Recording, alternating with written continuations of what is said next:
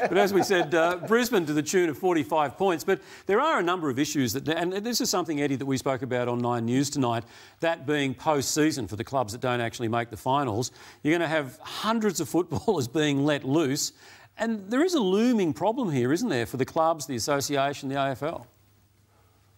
Well, by the time it's all done, there'll be over 1,000 people up here, Tony, including wives, girlfriends, officials and associated hangers-on and supporters and sponsors and everything else. So, yeah, it's an interesting one. I mean, Ross, you know as a coach, I know as a president that one of the hardest times of the year for a football club is the period from the final siren of a year till the first training run of the pre-season, because clubs actually have no control. It's legislated, the AFLPA, that you can't have any drug testing, you can't have any, you can't breathalyse people, you can't have anything to do with them, you can't even make sure they run around the block.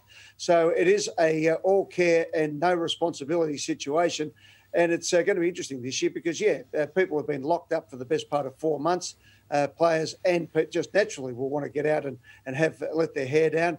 And, of course, with an election up here in Queensland coming up, there'll also be further scrutiny. We've already seen the scrutiny of just the people in the hub that I'm sitting in as we speak, with drones going up and reporters out the front and politicians having a crack and trying to cause a bit of trouble in that situation. So it is going to be high intensity. There's no doubt about it. So I suppose the question that is being asked at the moment is, how are they going to go about it? And I know that the AFL, the AFLPA, associated clubs and managers and the Queensland Police and the Queensland Government are meeting over the next few days to try and come up with some sort of plan.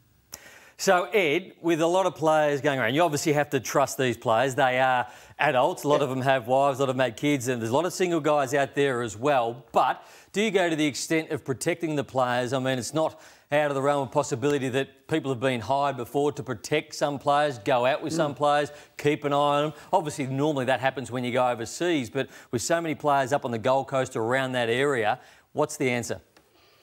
Well, I don't know if there's an answer. I think you've probably explained it pretty well there, Brandy. We have in the past, I think all clubs have hired either off-duty police officers or club officials to go along and chaperone and just keep an eye on everybody, particularly when they're overseas, and particularly in Las Vegas, of all places. Well, we're up in Brisbane, Vegas, aren't we, for the next couple of months. But the players deserve to be able to finish off their tour. A lot of players, I think, will go home.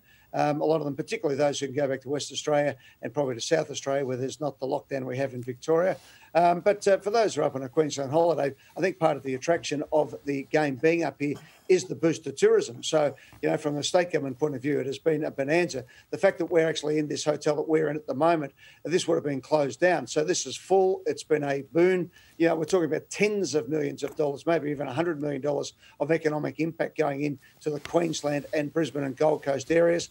The Gold Coast Council have been working very hard, even bringing my show Millionaire Hot Seat to the town because of the stimulus that it brings at this time, and also the ongoing, belief that they can be a great sporting city with the Olympic Games going. So, no one wants anything to go wrong, but at the same time, I think it's business as usual from there. The Gold Coast is pretty used to having people come in, whether it's schoolies or just, the usual excitement. But, it's something that everyone's concerned about. And I think the fact that everyone's going with their eyes open will make it, as a situation as you possibly can. But I suppose it comes back to, and I throw it to you, Tony and Ross, and to Brownie, who ultimately is in charge, because, as I said, the clubs don't. In fact, they're legislated against being in charge.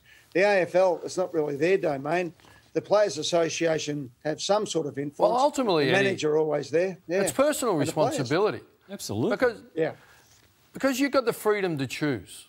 Therefore, you're responsible. And Eddie's right. As coach or president, you feel the anxiety of this period because you have no control, you have no influence, but it really is a preventative mitigation, isn't it, Eddie? The AFL education and clubs have their own in-house education all the time. Alcohol, drugs, all the risk factors that are out there and the situations you need to avoid, like the Richmond players. Don't end up in a mall at 3 a.m. making yourself... I mean, I know they breach, but in a typical circumstance, it's not a great place to be.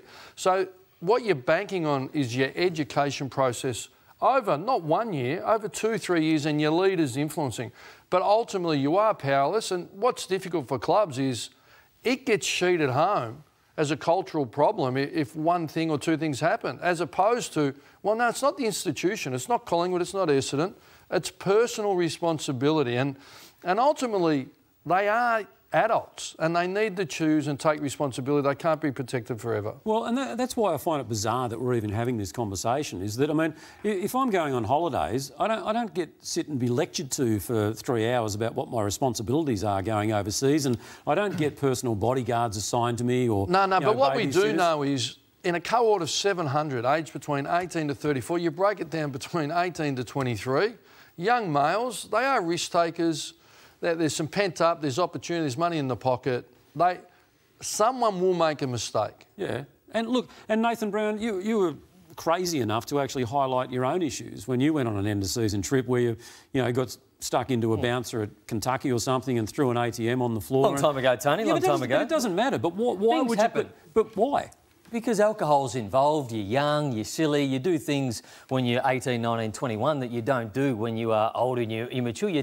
Some people mature at different rates, and obviously this is heightened because everybody's been in lockdown. There's obviously been breaches, so people have come down hard on those breaches. So I think they're separate to now going out and being able to drink on the town. The one that everybody's talking about, obviously, is the Richmond one at the moment. And they were sitting there. They looked like they were minding their own business. Obviously, they probably shouldn't have been out at 3 a.m, but they didn't ask for that. Not probably. They broke the COVID protocols. They shouldn't have been. They probably shouldn't have been there, Ross, but they didn't ask for the fighting to happen. That was Forget the probably. Forget the probably. I think that's the issue. We're the guest of the Queensland government. Yeah. The whole AFL, Gillon McLachlan, down to the last person you can come up with. We're guests in that, and they're heading to an election. This is a political hot potato.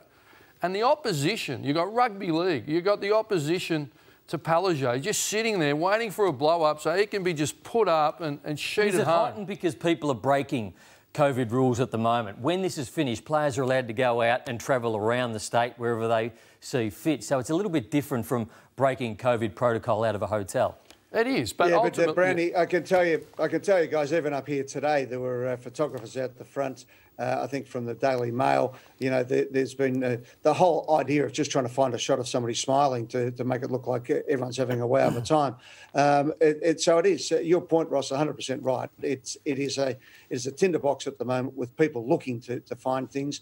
And, you know, Brandy, to your point again, the Richmond players shouldn't have been there. It was disgraceful that they found themselves there. Everyone's apologised. They've been banished. But they were just sitting there, and some bloke came up who was apparently a recidivist up there on Cavill Avenue and punched them in the face. So yeah, that's irrelevant in a way, Eddie, because they shouldn't have been there in the first place. No, totally. I agree with that. I'm not arguing the point. I'm just saying that if you actually put yourself in trouble, trouble will find you, even if you're not looking for it sometimes. But AFL players will have a target on their back over this off-season. Well, they should be all right in Queensland because they should really have a fair degree of anonymity, I've got to say, in Queensland. But anyway, and well, they should have a fair degree of anonymity. They won't, though. No. Now, look, Damien Hardwick spoke to the media today, the Richmond coach, and obviously he addressed the issue with the two Richmond boys who found themselves in trouble.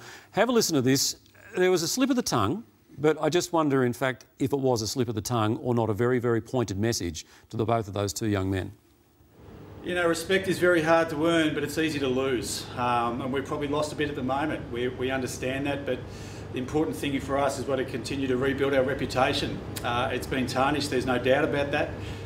But once again, we'll deal with those players, and they're Richmond people at the moment, so we'll continue to support them as best we can and continue to do what we do. But they're Richmond men at the moment. I shouldn't say at the moment, I'm saying they're Richmond men. So, look, we'll support them as best we can. A slip of the tongue at the moment? Or... Well, two slips of the tongue. Yeah. They're a very strong club, Richmond, very proud, incredibly disappointed. You've heard the leadership group, the CEO, the coach. Damien is very considered. He said it twice. I think they're under real pressure, and Stack would get picked up elsewhere. I think they'd know that, but there's a lot of care wrapped around him. I think they're under enormous pressure, those two players. I'd be nervous if I was to not be there next year. I'd be nervous if I was those two players listening to that. Because ultimately, I think the easier decision is wraps the support and we'll learn, but this was a big breach that massive ramifications. I think they'd probably end up going. You'd sack them? I think you've got to take on with everything that was at place. I think if it was any other workplace, if it was Channel 9 and you went up and breached, we wouldn't be sitting here. So in that context, without the AFLPA, they'd probably be gone already. Would you sack them?